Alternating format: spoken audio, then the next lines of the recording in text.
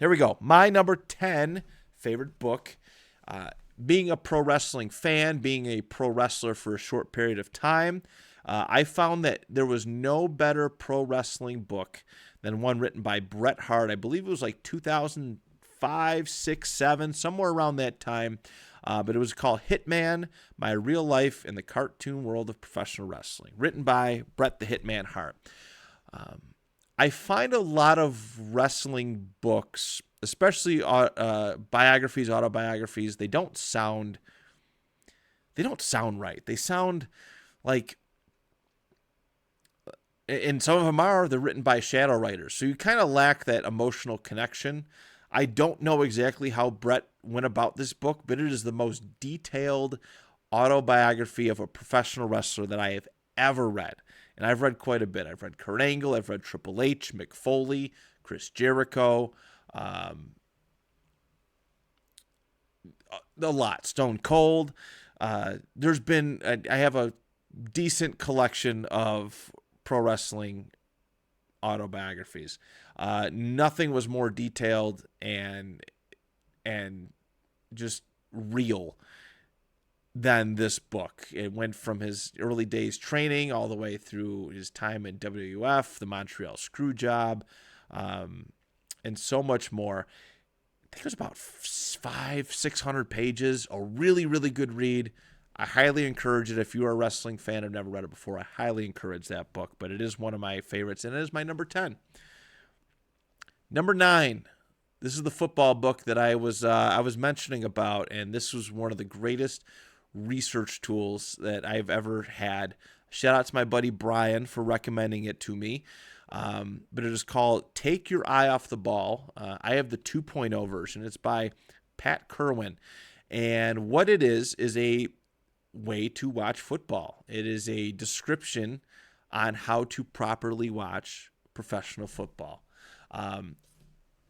It helped me so much more in understanding the game, understanding what exactly I was watching, understanding formations and the method for calling certain plays when the time came.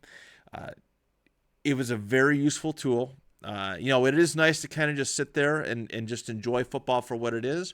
But if you're looking to take your understanding of professional football, how it works, why it works the way it does, why coaches call things a certain way, even when we're frustrated, right? We're like, wow, why did you call that play? I still think of Russell Wilson and Super Bowl 49, how frustrating it was. But there was actually a method to the madness of calling that play instead of running Marshawn Lynch, which is very interesting. That is a great book to read. It came with a DVD.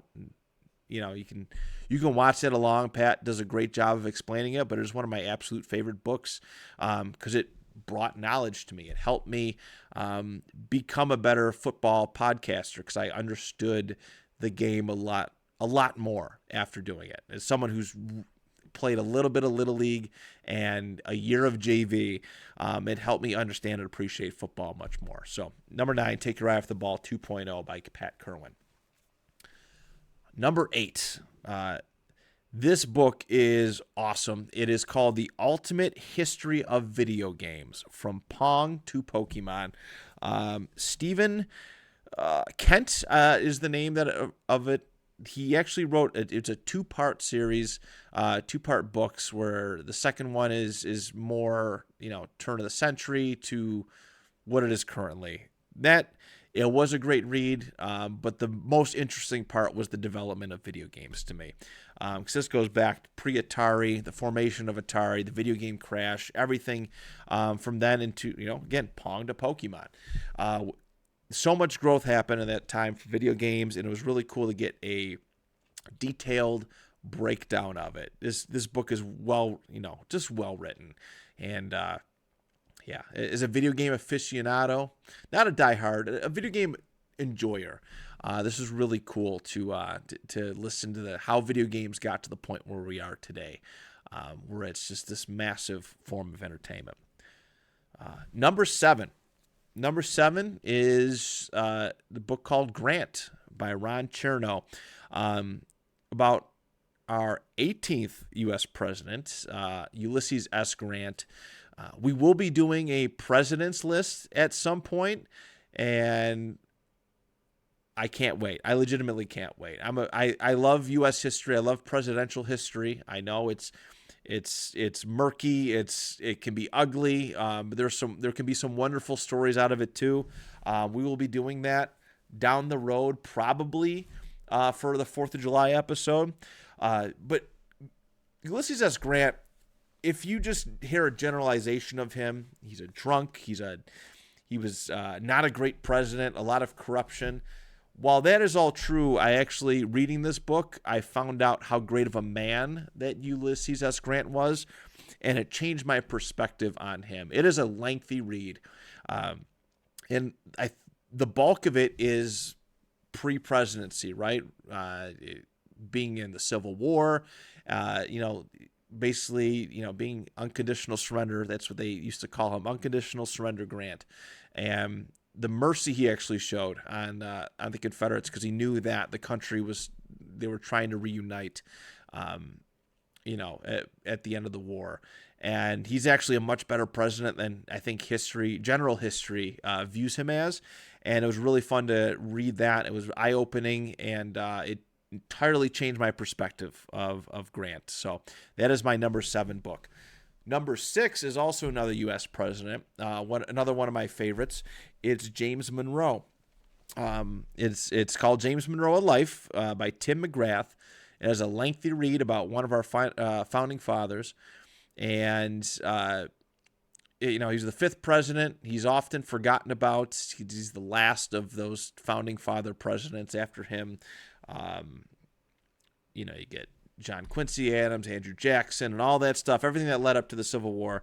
He's kind of the last of this early beginnings era of U.S. history, and I think a pretty good president. But nobody really knows about him. If you're not like a U.S. president expert, you hear the name James Monroe, you just don't know. I've always had an affinity for him, for the Monroe Doctrine, and to read a full book about James Monroe was really, really cool. I was so thrilled that I could find one. So that is my number 6. On to our top 5. My number 5, this is it. I've mentioned how many Star Wars books, how important Star Wars books have been to me. But this is the one that's on my top 10. It is Star Wars Thrawn Alliances by Timothy Zahn. This Thrawn was one of those books that I read, and all of a sudden my language demeanor changed. He has such a powerful presence to him. For those who don't know, he's really, for the most part, only been featured in books. He just appeared in a live-action TV show in the Ahsoka show, streaming on Disney Plus. Also not a sponsor, but Thrawn was this character created by Timothy Zahn, and there's been multiple trilogies, some of it canon, some of it non-canon, but this Thrawn Alliances book was my absolute favorite. It takes place basically in 2 eras. So Thrawn meets Anakin Skywalker during the Clone Wars, and they set off on their own separate mission. But also, Thrawn is teaming up with Darth Vader in the Rebellion era, that sort of time. And it's really cool because every chapter or so alternates during which era they're together. And Thrawn knows that Darth Vader's Anakin, and he keeps baiting Darth Vader into admitting it, saying, "Oh yeah, we went on this mission before. I went to this planet before." And Vader's always like, "Hey, that never happened." It's this constant I don't want to say that, but it's this constant ego battle between these two, and it's actually kind of funny. But I love these characters. I love the back and forth between them. If you are a Star Wars fan and have never read any of the Thrawn books, this is the second of the newer Thrawn trilogy. So you got a little bit of work to do to get to it, but it is really cool to read this book. I highly, highly recommend it for the Star Wars fan. Thrawn's such a perfectly written character. My number 4. This is one of my favorites Christmas gifts that I've ever received, and this one came from my good friend Brian as well. You can check him out on Wednesdays during our Eat Sleep List podcast, Apple Podcasts, Spotify, bicbp-radio.com.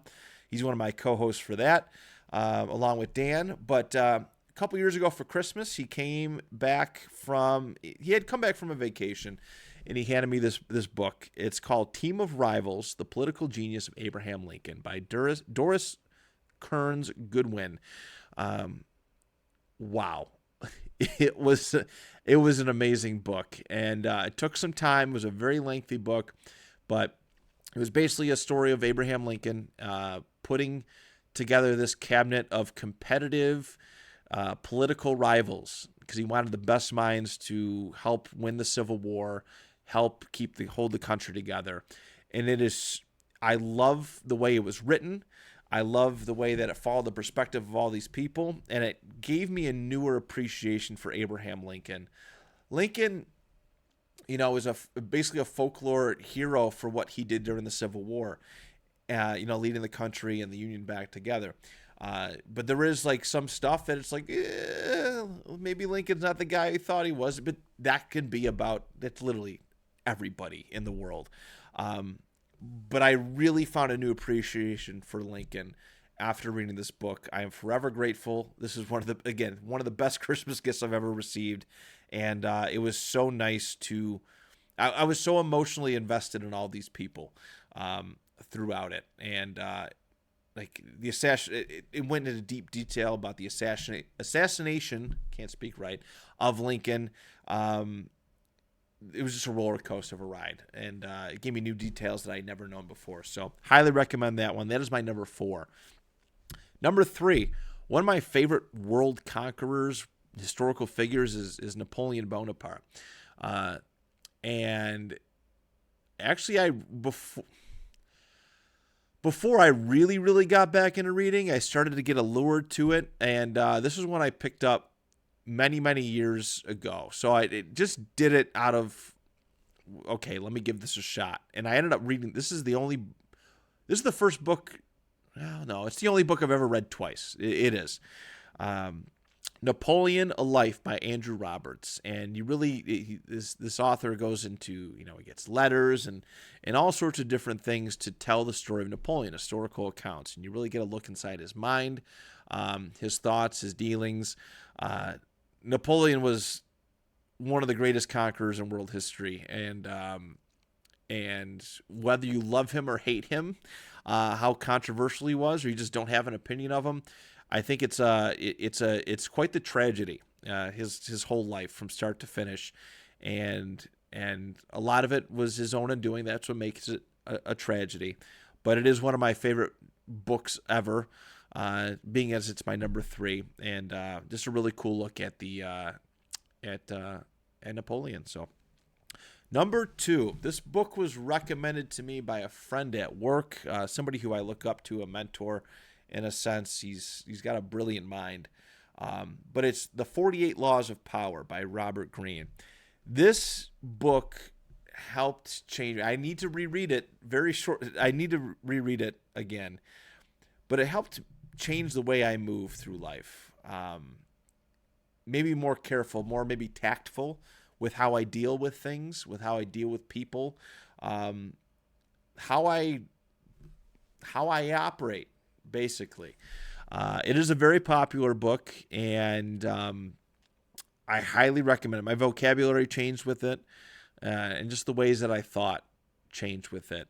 And it can be very eye-opening. It makes you take a very hard look at yourself in the mirror and see how you do things, and how maybe the way you operate isn't not the correct way. I don't want to say that. It's not the correct way, but makes you, move a different way, right? Maybe a more tactful, skillful way, a more beneficial way. It was eye-opening. My jaw dropped at some of these chapters when I realized that, wow, I'm really going about everything the wrong way. It checked my emotions. Let's just say that. It helped me keep my emotions in check. But that is my number 2. And my number 1, this one is actually from someone, a YouTube channel that I absolutely adore. His name is Einzelganger, and he does a lot of philosophy videos. He has a really fun art animation style, but he has a lot of different philosophy videos that help you think, help you see the world differently. A lot in the ways to 48 Laws of Power, the 48 Laws of Power, but there's also a different approach. I'm a big stoic person. Working can be better. I believe like stoic philosophy is very important to me. But this Einzelganger guy put out a book. It's very brief. It's maybe like 150 pages, probably less than that, to be honest, called Stoicism for Inner Peace. And I read it, and it was very eye-opening. Again, much like the 48 Laws of Power, but it was eye-opening to how, like, my thought process and just perspective on things, and relaxing. Like, I don't have to have control over certain things. If I can't control something, then my mind shouldn't really dwell on it. Things like that. Lessons like that. It's only like, last time I checked, it was only like $20 on Amazon. So it might be worth a grab if you're looking for some life-altering thought philosophy. But yeah, a really, really great one. I flew through that one in about probably less than a week, probably a couple days. That's how much I adored that book. So there it is, everybody. My top 10 favorite books.